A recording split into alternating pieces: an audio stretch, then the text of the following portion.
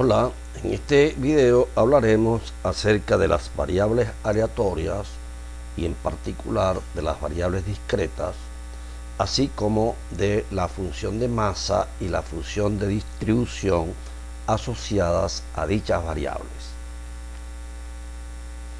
Para nuestros propósitos, una variable aleatoria es una característica numérica asociada a un experimento aleatorio y por lo tanto es impredecible y que al ser una variable toma por lo menos dos valores. Veamos algunos ejemplos.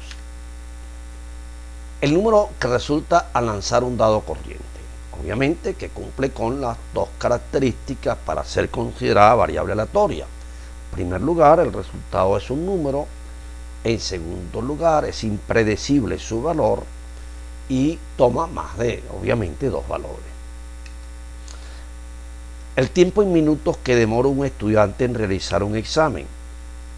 Esto es una cantidad numérica impredecible y que tiene no solamente dos valores, por lo menos dos, tiene infinitos valores.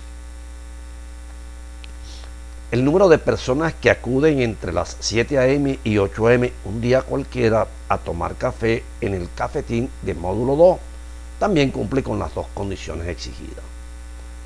El peso en kilo de un estudiante de la Católica.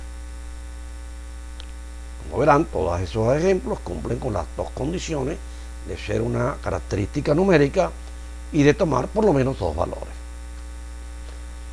Vamos a denotar las variables aleatorias con letras mayúsculas, por ejemplo, X, Y, Z, X. El rango de una variable aleatoria es el conjunto de valores que dicha variable puede tomar o alcanzar. En los ejemplos anteriores, denotando por X, Y, U y B a las variables de los apartados A, B, C, D respectivamente. A propósito, hay que recordar cuáles eran esos apartados. Se tiene el rango de X, es el conjunto finito formado por los elementos 1, 2, 3, 4, 5 y 6. En el apartado B, el tiempo, como toda variable de esta naturaleza, varía en un intervalo abierto en 0, quiere decir que no toma el valor 0, cerrado en 120, quiere decir que puede tomar el valor 120. Y aquí, como verán, no se puede contar, que infinitos elementos, se llama que es un conjunto no numerable. El número de personas que acuden en el lapso mencionado al cafetín, su rango puede ser 0, 1, 2. Aquí en realidad no sabemos dónde termina, por eso hemos puesto puntos suspensivos. Obviamente no van a ser 100.000. Y es numerable. Es numerable porque después el 2 viene el 3, después el 3 viene el 4, etc. El rango correspondiente a la variable peso del estudiante se asemeja al del tiempo, una variable en donde cerrada por los dos extremos puede tomar el valor 40 y también el de 150 y cualquier cantidad en ese rango de valores. Esto es no numerable, tiene infinitos elementos. Dependiendo de la forma del rango, las variables básicamente pueden ser discretas o continuas, aunque hay otras excepciones como las llamadas variables mixtas que no tocaremos en este curso. Pues X y U son variables discretas, son numerables. En función de un valor ya sabemos cuál es viene, independientemente que en este caso sea infinito. Entre dos valores consecutivos no hay valor alguno. Mientras que la Y y la B son continuas. Sus rangos son intervalos, son infinitos. Y un valor aquí, por ejemplo, intermedio, el 100, no sé cuál está después, ni mucho menos el que está antes. No es numerable. Igual sucede con la variable B. Tener cuidado, pues, en que Variable discreta, variables continuas. En esta oportunidad nos vamos a referir a variables discretas y en particular a variables discretas con rango finito, no a variables discretas con rango infinito. Función de masa de una variable discreta. Bueno, una variable discreta tiene asociada una función de masa que la denotamos por P sub x, si hemos denotado x a la variable. Esta P sub x lo que nos da es la probabilidad de ocurrencia de cada valor puntual de dicha variable.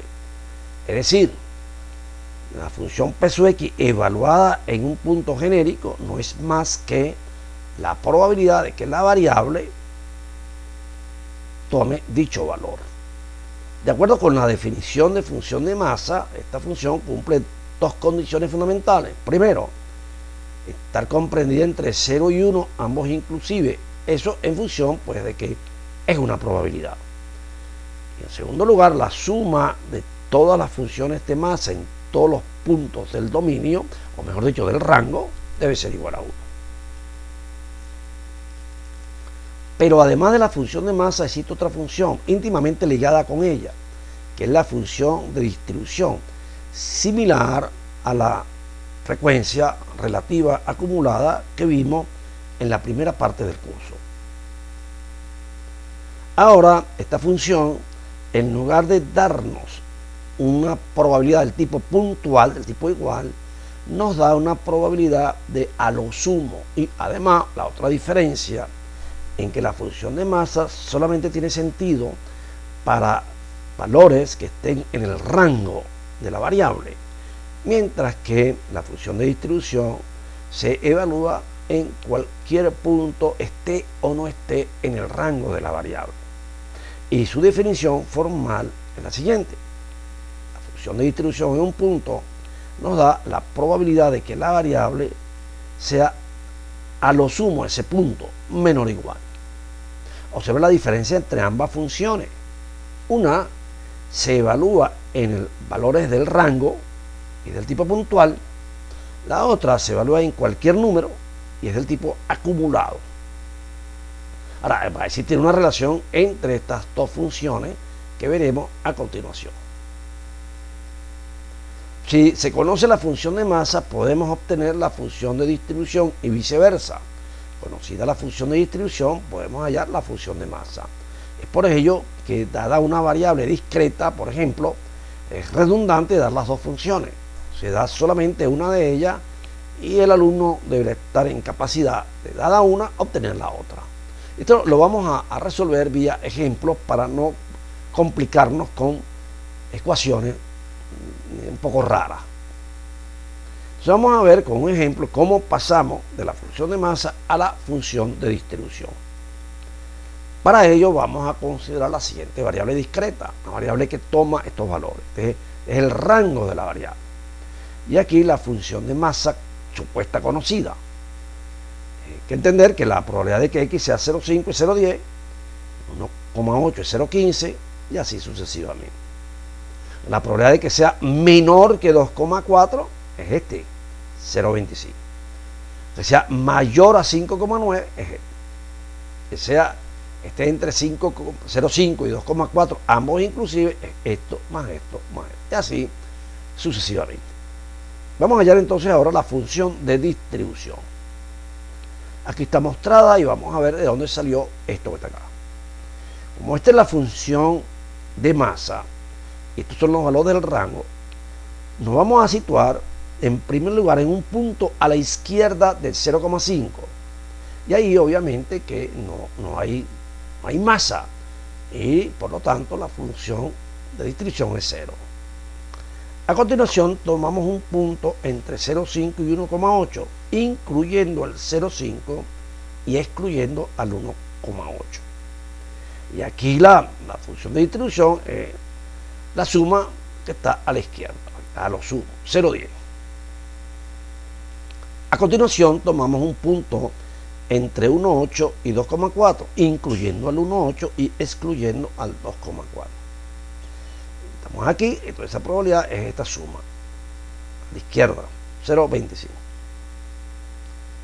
Ahora tomamos un punto cualquiera entre 2,4 y 5,9. Y eso está acá, incluyendo al 2,4 y excluyendo al 5,9.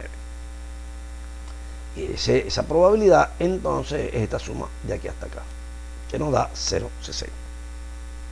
Luego tomaremos un punto situado entre 5,9 y 7,6, incluyendo al 5,9 y excluyendo al 7,6. Y entonces es la suma que está a la izquierda. Era 0,92. O 1 menos la suma a la derecha, como usted le quiera hacer. Y finalmente tomamos un punto cualquiera que sea por lo menos 7,6. Por aquí. Entonces ahí es la suma de todo. Vean la naturaleza que tiene esta función de distribución. Abarca todos los números. Empieza con menor que este y termina con mayor o igual que este. Observe en los límites que el símbolo de mayor o igual está a la izquierda del punto y el menor a la derecha. Esto en matemáticas se conoce que la función es continua por la derecha. Eso no nos interesa mucho. Vamos ahora al caso recíproco. Conocemos la función de distribución y a partir de ella queremos hallar la función de masa. Supongamos que esta es la función de distribución conocida. Olvídese del problema anterior.